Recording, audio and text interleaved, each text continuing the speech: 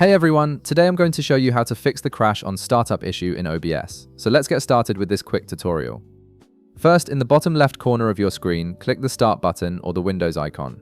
Then type Task Manager and click on Task Manager from the search results that appear. Once Task Manager opens, locate OBS Studio in the list of running applications, right-click on it and select End Task. This will completely close any instances of OBS that might be running in the background and causing conflicts. Next, right-click on the OBS app icon on your desktop and select Properties from the menu. This will open a new window with several tabs. Click on the Compatibility tab at the top.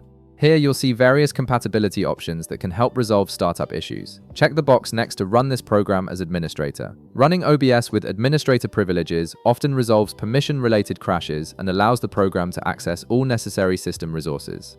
Once you've checked this box, click Apply and then click OK to save these changes. Now, we need to make sure your graphics drivers are up to date, as outdated drivers are a common cause of OBS crashes.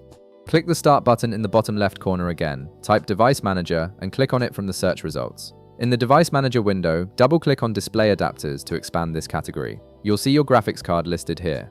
Right-click on your graphics card and select Update Driver from the menu. In the window that appears, click Search automatically for drivers. Windows will now search for and install any available driver updates for your graphics card. This process may take a minute or two, so be patient while it completes.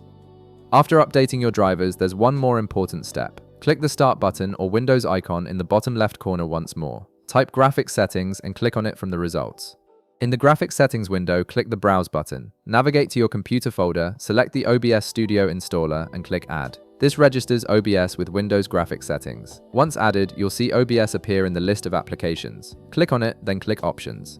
In the Options window, click the circle beside High Performance to ensure OBS uses your dedicated graphics card for maximum performance and stability. Click Save to apply this setting. And that's it.